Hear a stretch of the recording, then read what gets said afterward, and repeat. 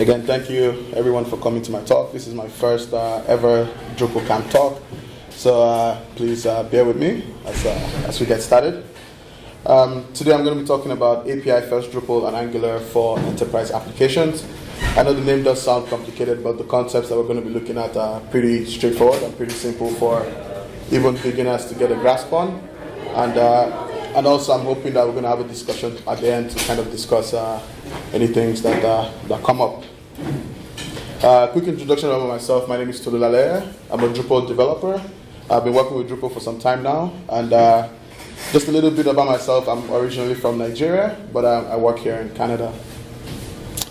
Let's get into some of the agenda that we're going to be discussing today. Today we'll start from the Angular side of things, talk a little bit about the structure, talk a little bit about third-party libraries, some workflow tools, and then we'll get into the Drupal side of things. And then, yeah, that's pretty much the agenda for today. Any questions before we get started? Okay, thank you. So for those that don't know what AngularJS is, AngularJS is a front-end JavaScript application that's really popular when you're working on single-page web applications. And the reason why AngularJS is so popular is because it has all the tools that you need to create a CRUD web application out of the box. Some of the things that Angular offers out of the box is data binding. And for those that are not familiar with data binding, what data binding is a sync between the model and the view in an MVC framework. And what that means is that if there's a change in data in the model, the view automatically updates right away, and then it gives that kind of fast, real-time experience, and it's just really a better front-end experience for the user. Also, Angular comes with basic templating extending. So HTML by default has a set of tags, but with Angular you can kind of extend that and give those HTML tags their own special functionality, which also helps to kind of reuse that code in other parts of the other templates in the application. Also, form validation comes out of the box with Angular, and it's pretty intuitive. You can also create your own custom form validations if you wanted to.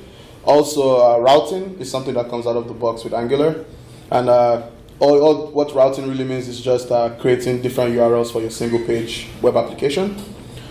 And then a final feature that is also out of the box with Angular is dependency injection, and what that means is that whenever a new component like a controller is instantiated, all the services that are needed for that controller are loaded at that time, and which means it's injected into the controller, and that means everything is available and there wouldn't be breakage pretty much when the application is running. Next, let's dive a little bit into the structure of an enterprise Angular application. I like this structure because it gives a lot of flexibility and maintainability, because things are really spread out and things are really their own components. So let's start with the assets folder here. Pretty standard assets folder has third-party libraries. It has CSS. It has some JavaScript. It has some images. That's a pretty standard asset folder there.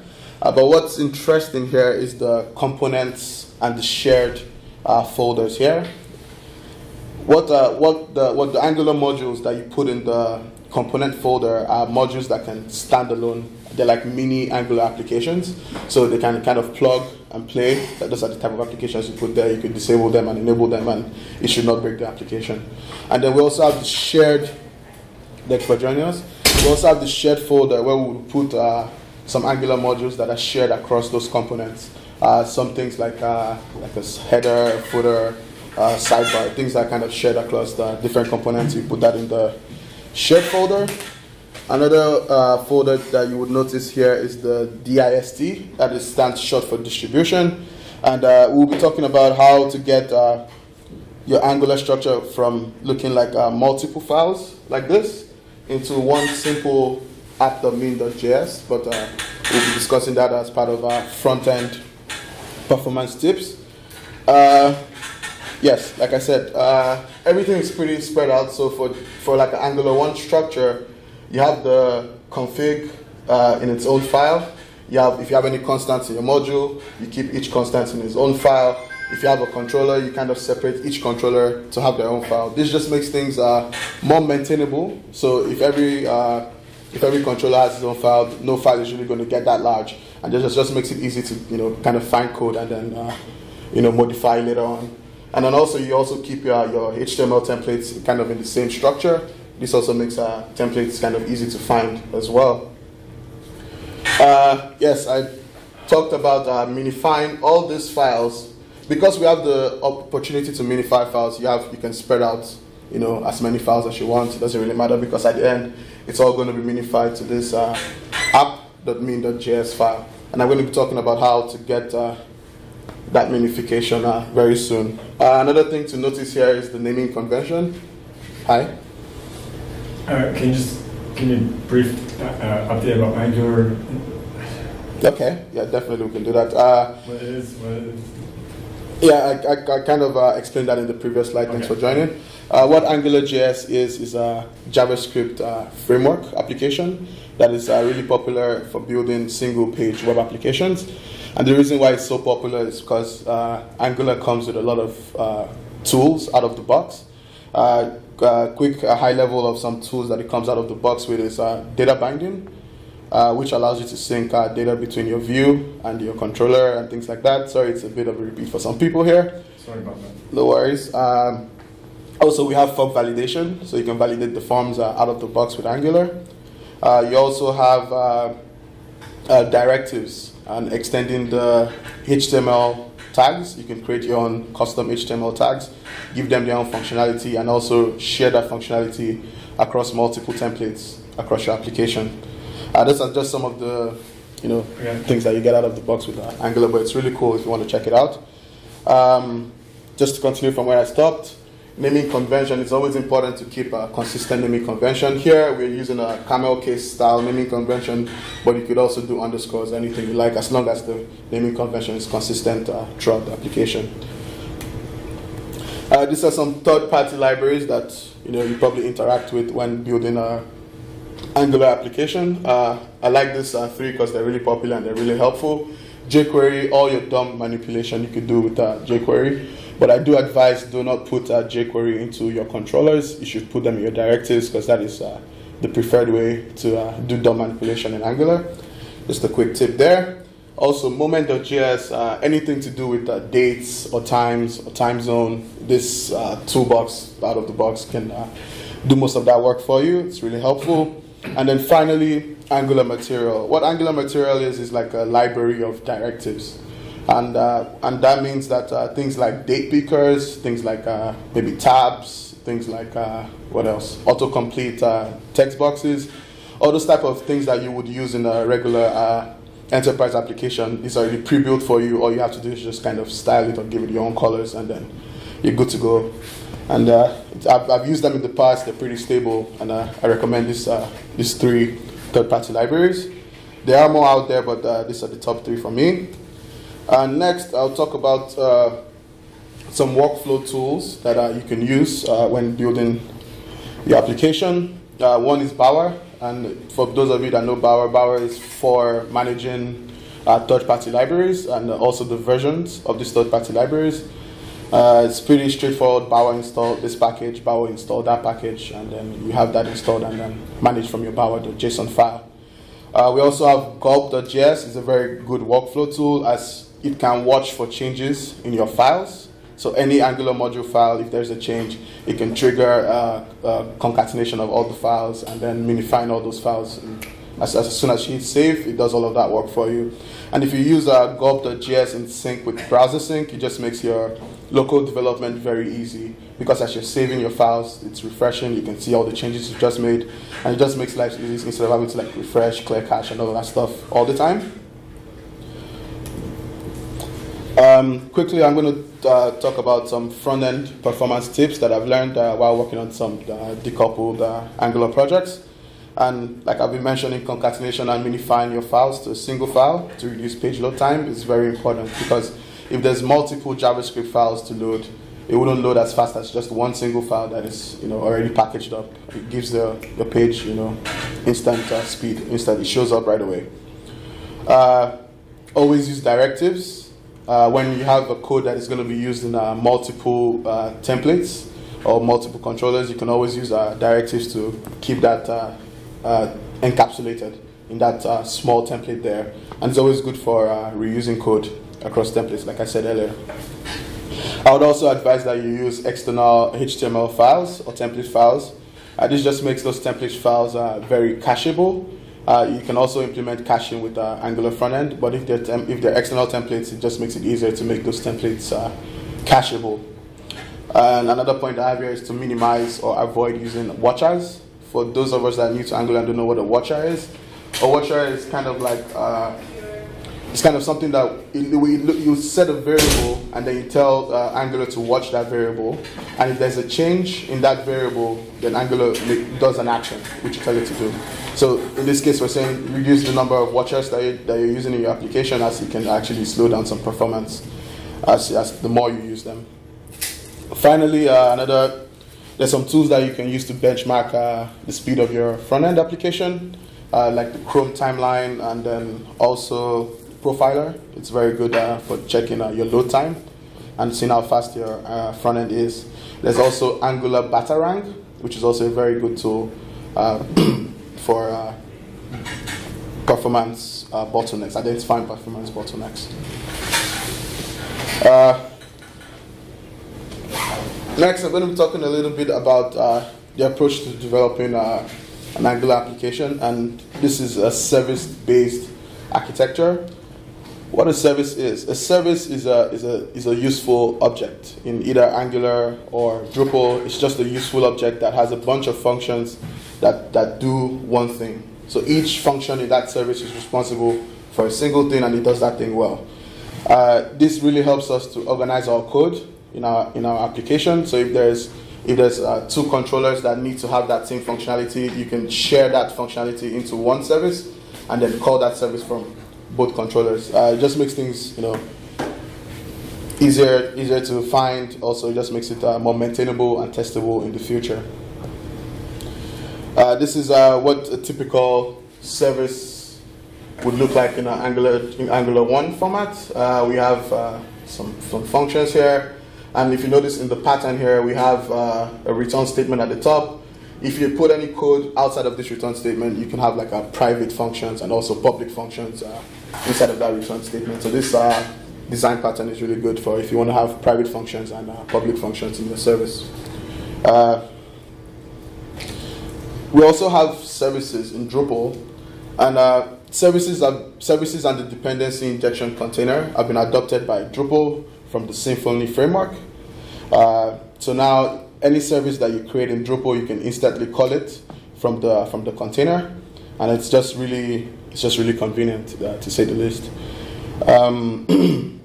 So for people that don't know what a container is, what the container does is just for loading and instantiating of services. And when the container instantiates a service, if that service is called again during that request, it doesn't create a new object. It just keeps that same object that is created, which also helps for performance on the long run. Also, when you're using services in Drupal, you also have the advantage of dependency injection. And what dependency injection is injecting other services into your service before your service is loading. In the case of this service we're looking at here, I'm injecting the database connection, the logger factory, and then also the account interface current user. So these are all three different services that are actually going to be needed in my service here, and I'm dependency injecting them on construct of my class. So those services will always be available. And lastly, we have type hinting. What type hinting is this yellow thing here on the construct function. This just, it helps to know the actual original class that this service is from. And then if you have the wrong, database class, for say, the type hint would throw an error in your white screen of death. So it just helps for more helpful error messages when you run into problems. And then also, it makes you look cool in front of coworkers when you have cool type hints like that in your code file.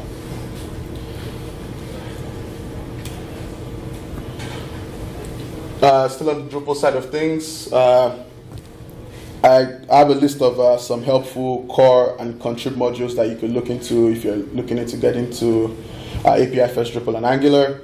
The first one is a core module called Serialization, and what that does is it helps to like the name suggests, serialize your data from and to whatever format you want.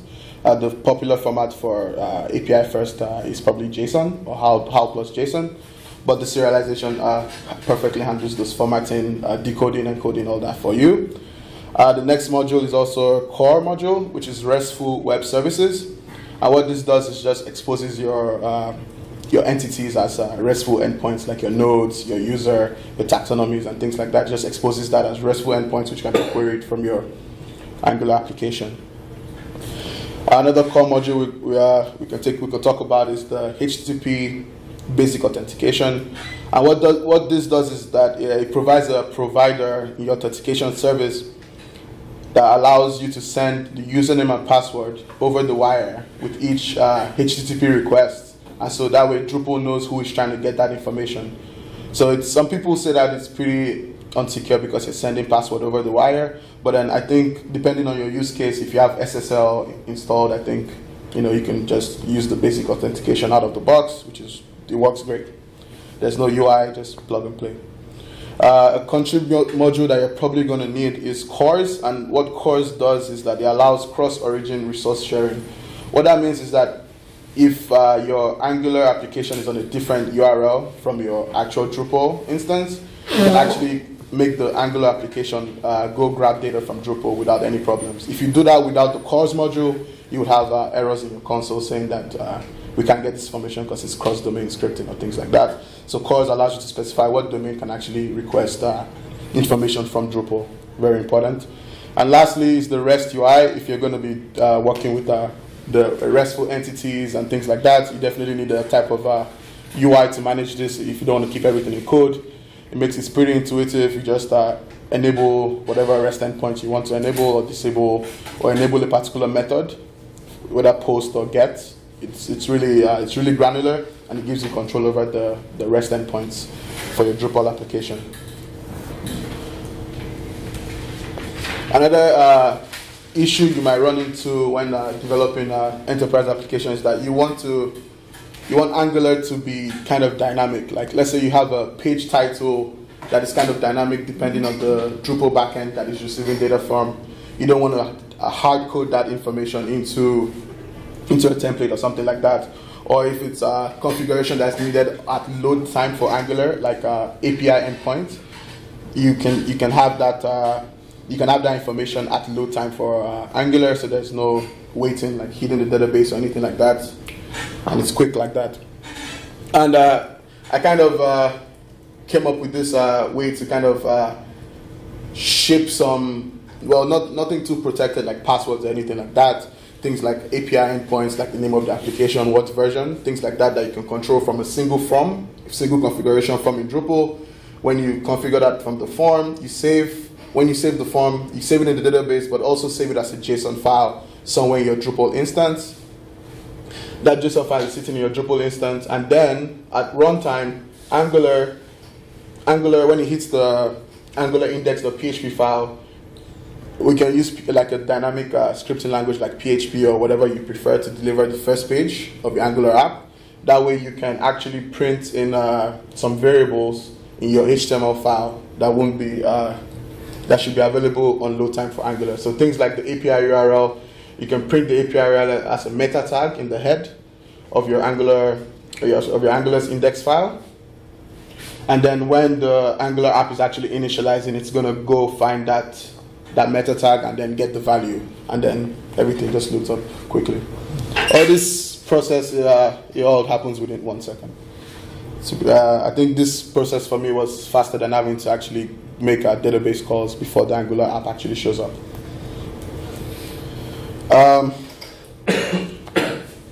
Next, we're going to talk about staying organized, because sometimes it's not only one person that's working on this application. They might have multiple developers. Kind of, maybe you have an Angular person, you have a Drupal person, or you have someone that knows both and that wants to work in a kind of feature type of workflow. But these are some of the notes that I found were helpful for staying organized in a decoupled kind of scenario. The first thing I should notice with my picture here, you need a sticky note budget. What I like about the sticky note is that when you're planning features, you're looking at the user story you're just seeing like a mock-up, right? And then you go with the sticky note and say, okay, we're going to do this from Angular, and do this in Drupal, then do this from Angular, do this in Drupal, write it all out, scope it and give it estimates and things like that. And then you can now move it into your favorite project management tool like Trello or Jira or anything like that. But this process of actually making stickies and breaking down the task, it helped to simplify it a lot. And I think it was one of the essential tools that we used for our success of the project. Next is consistency. I've talked a little bit about it. If you have multiple developers working on the project, you definitely need both of them to code in a very consistent manner.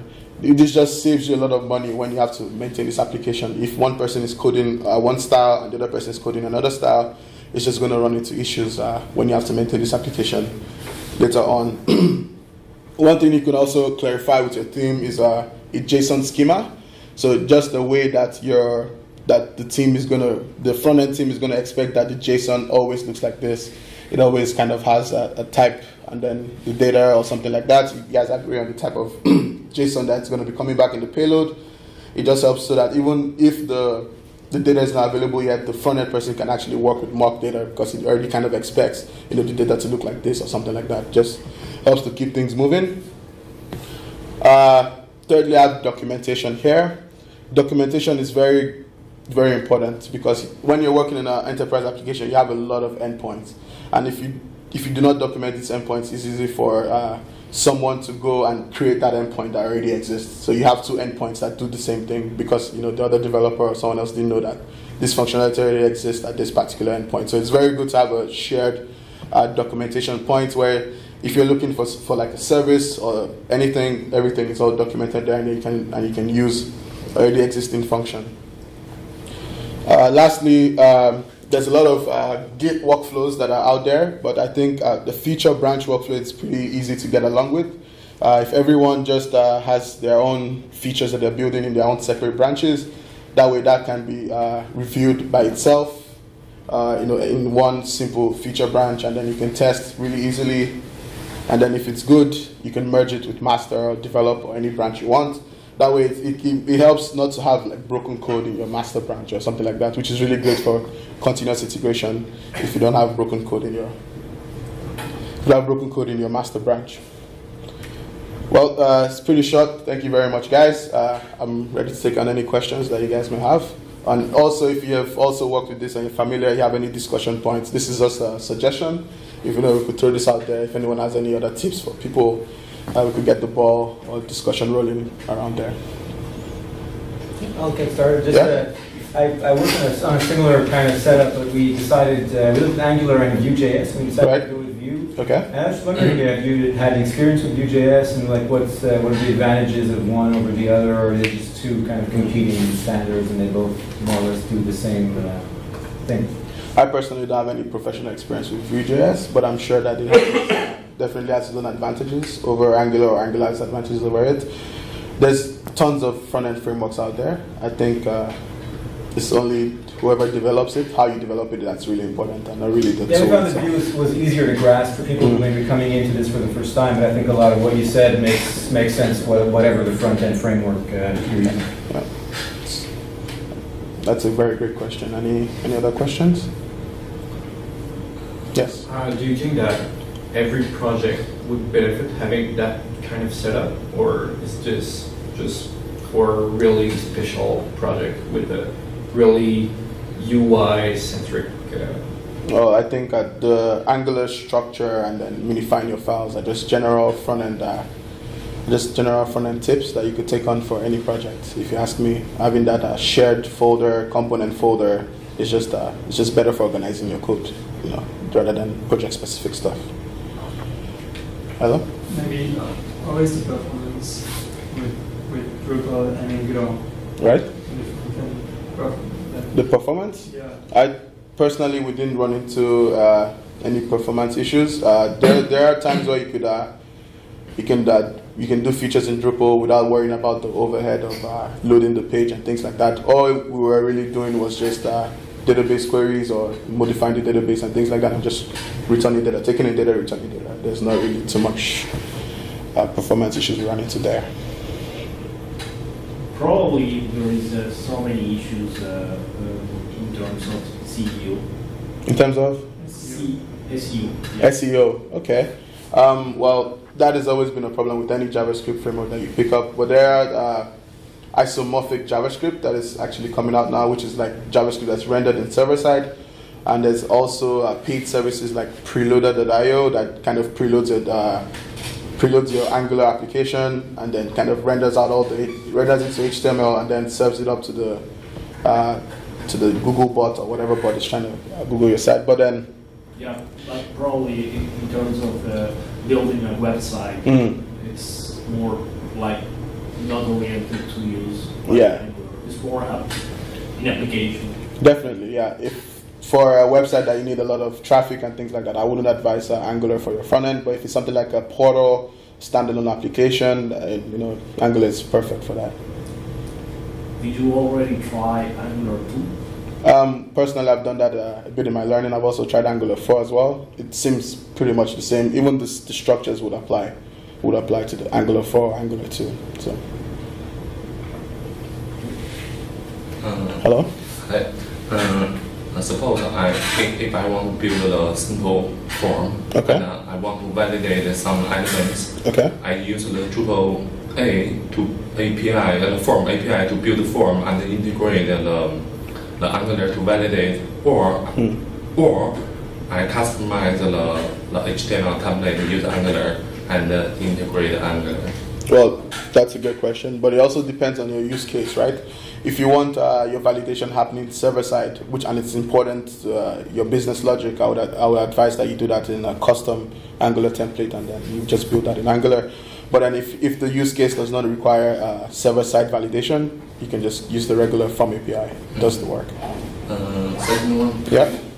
If I use the form API to build a lot of the complicated form, do you think it's easy to integrate? Because the Drupal form sometimes is not buildable, right? Right. So can we easily use the Angular materials to build that? Yeah.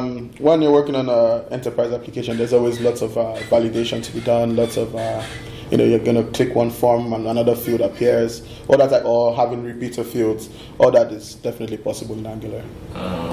With the form API, right? You mean for the form? Yeah, I use the form API to build the form. To build form and integrate the Angular materials to style them. To style. Yeah. Oh well, that doesn't seem like a problem. It just sounds like you want to make things look better or prettier. Yeah, I don't see a problem with that at all. Any other questions, guys? Anyone trying to get into API first and Angular now? I hope. Don't all talk at once.